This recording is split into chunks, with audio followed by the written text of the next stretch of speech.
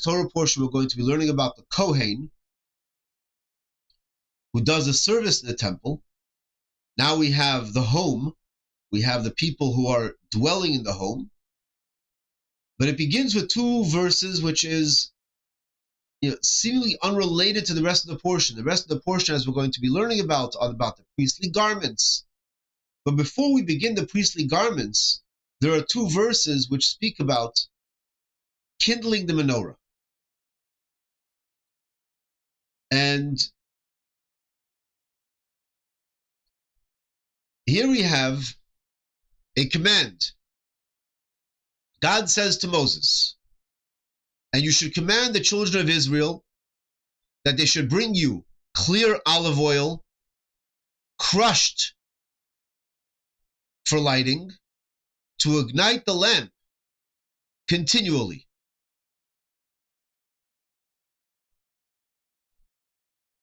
And then it continues, the tent of meeting outside the partition that is in front of the ark. Aaron and his sons should arrange from evening to morning before God. This is an eternal law for the children of Israel. So, on surface level, this is simply the command about the daily kindling of the menorah. And it should be done with pure olive oil. There are many fascinating things we can see from this opening verse in the Torah portion. Number one, it doesn't open up with the usual, and God said to Moses, saying. That's usually an opening verse wherever God gives a command to Moses to convey to the Jewish people. It says, "Vaydaber Hashem el Moshe lemor," and God spoke to Moses the following, saying. Here it just opens up, and you shall command, v'ata tetzaveh, and you shall command. It refers to Moses in a direct, and you. Instead of speaking in third person, and God spoke to Moses saying. Interestingly, though, also, in this entire portion, Moses is not mentioned. And we'll get to that later on in the week. This is the only portion from the birth of Moses until the end of the Torah where Moses' name is not even mentioned. Next, we're going to ask a series of questions on this verse. What does it mean that you should command the children of Israel? He's not the one commanding. God is commanding. Why is he commanding? He should instruct the children of Israel. God is the one who's doing the commanding, not Moses. Next, we're talking about Aaron, bringing to Aaron the olive oil. Why does it say that the olive oil should be crushed for lighting? Instead of pressed? No. The Torah doesn't have to tell us the obvious of how to make olive oil.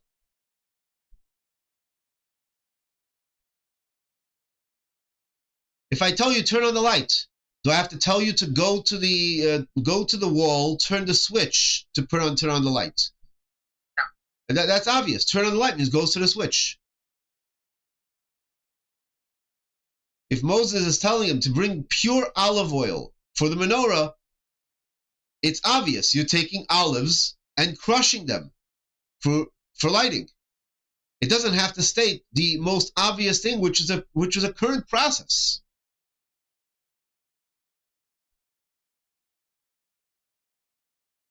What practical lesson is there here? And here's a fascinating lesson. This is a teaching from the Rebbe. In fact, it's from a discourse that the Rebbe distributed. The last discourse that the Rebbe distributed before his passing.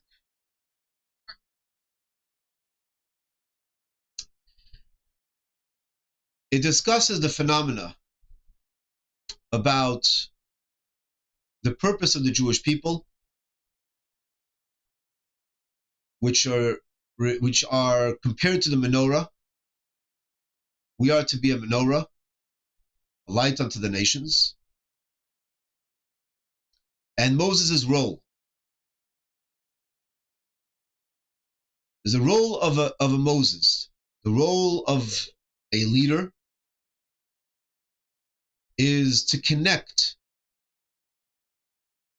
the Jewish people with God. That's the role of a leader.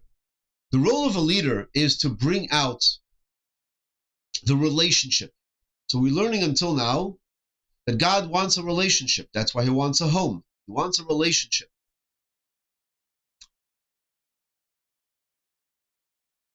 Just like the role of parents is to make children, to raise children, rather. To raise children that they should be the best they can be. They are to nurture the relationship. They have to make the home a place which is nurturing, a place where they feel loved, a place where they feel they learn values, a place where this could be a place which really nurtures the best they can be. That's what a home is. They feel accepted. They feel loved and accepted and directed in every shape, in every way. That this could be a place, that this home is where they look back and see the love, the values, and everything that they feel comfortable enough to be themselves and be their best self. Now, in a relationship with God, that means not just being your best self, but being your best self in fulfilling what you're needed for. Not just being your best self to enjoy life. Being your best self to fulfill what you're needed for. So, the word va'ata, you, is direct. It's your essence. Your name, you need a name for someone else. You don't need a name for yourself. If you lived on a deserted island and you weren't expecting mail, would you really need a name? You wouldn't need a name. Even if you're talking to yourself, you're not going to be calling yourself by name. Right? You don't. Your name. You need a name for someone else. You don't need a name for yourself. So why did he tell Adam to name the animals? For us, not for the animals. Don't need names. You're right. The animals don't need names. We need to refer to animals. Correct. You need a name for another. You don't need a name for yourself if you were only by yourself. You just excellent point. Animals, I'm sure. I don't understand. I don't understand the language of animals, but I'm sure animals don't give them each other names and call them by name. I don't know. Maybe they do. I don't know. But As far as we know, they don't. We humans do, but we ourselves. So you, when we refer to you, it's your essence. The idea here is to reveal your essential self. And the essential self, if you get down to it, the essential self is needed for a purpose. This is the most important thing we can impart to a child. Not only be the best you can be, but that you are needed You are needed. They're important. You are needed for a higher purpose. How many children today grow up in very well-to-do homes and are depressed and even suicidal? They have everything they need. Why are you suicidal? What are you missing? What can I do for you, Babula? Exactly, you can't do anything for me. I don't need anything from you. But these children are growing without a purpose. There isn't a higher purpose that they realize that they're needed for. And so the role of a Moses is to impart upon the others, to share with others, to teach, to uplift others, that they have a purpose, to connect them with God. That's the word tetzaveh. The tetzaveh means to not only to command, but to connect. V'yata tetzaveh b'nei Yisrael. You should connect the Jewish people. Connect them to their higher purpose. Connect them to God. And then we have a very powerful description about the menorah. So the menorah is to bring light. Obviously, it's to bring light. And each of us, like a menorah, the essence of the human being is a soul, which is a soul is like a flame, which strives higher than itself, it strives upwards. It has an infinite quality, and it's there to illuminate. The purpose of a flame is not for itself. The purpose of a flame is for others, to illuminate.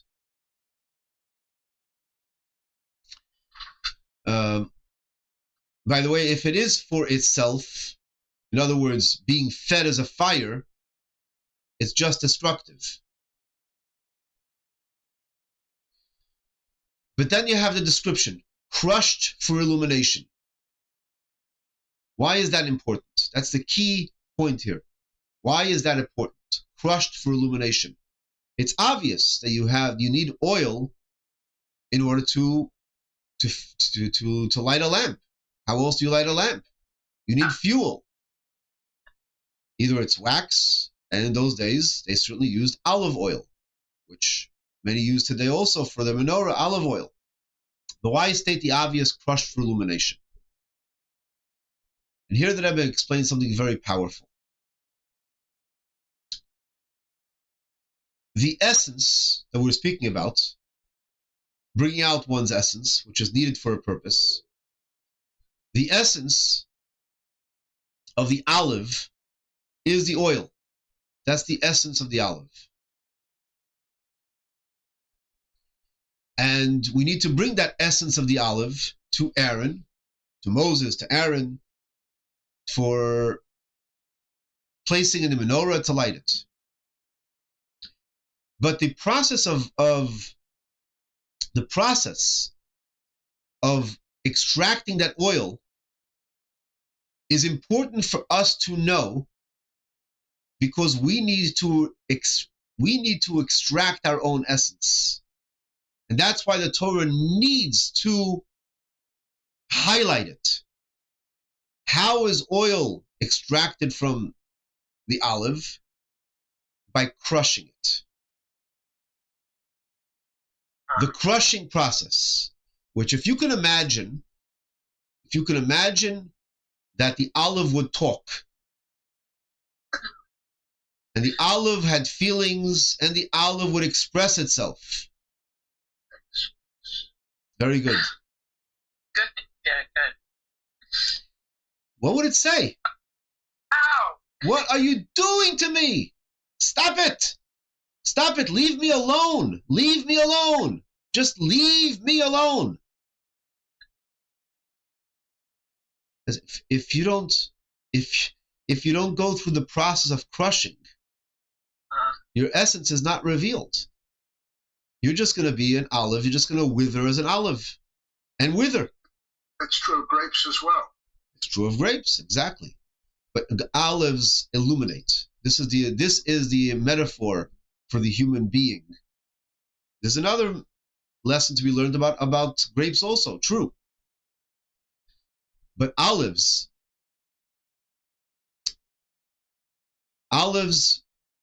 first of all, with the grapes, you're totally disintegrating the grapes. Here, you don't have to disintegrate the olive. Just by pressing the olive, out comes the oil. So the olive, with pressure, the essence of the olive comes out.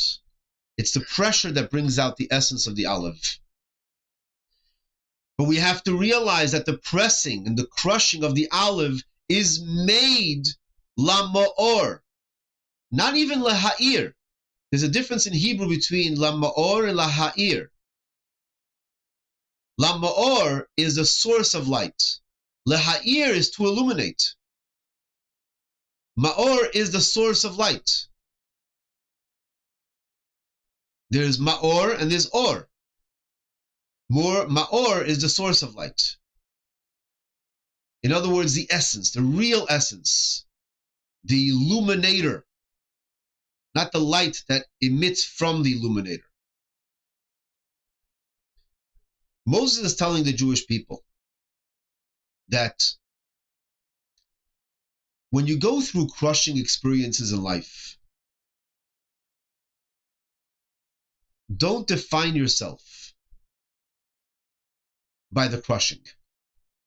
Don't define yourself by the pain. The crushing experience that you have reach deep, deep inside of you. You will find your essence and you'll find your inner light, an inner light that you never thought was there before, that will now come out.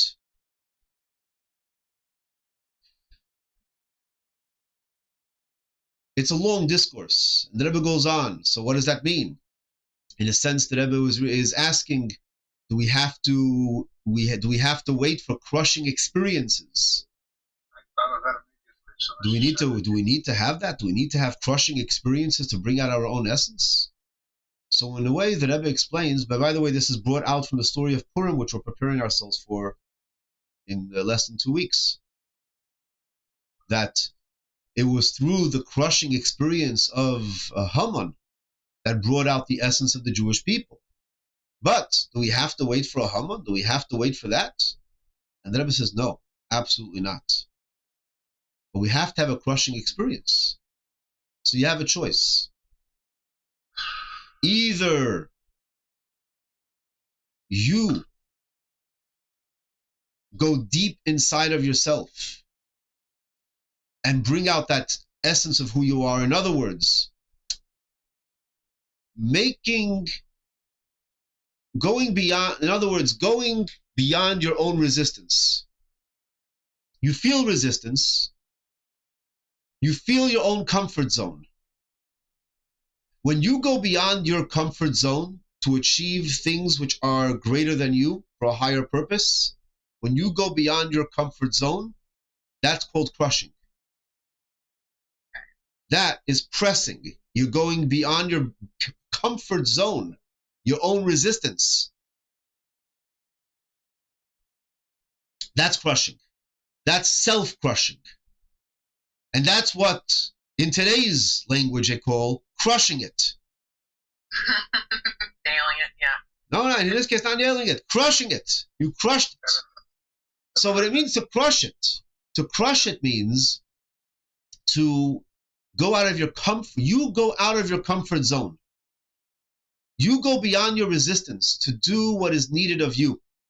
And you're going to bring out a light which you never thought was there. And God forbid, when you go through a challenging, crushing experience, don't give up hope and don't define yourself by the crushing.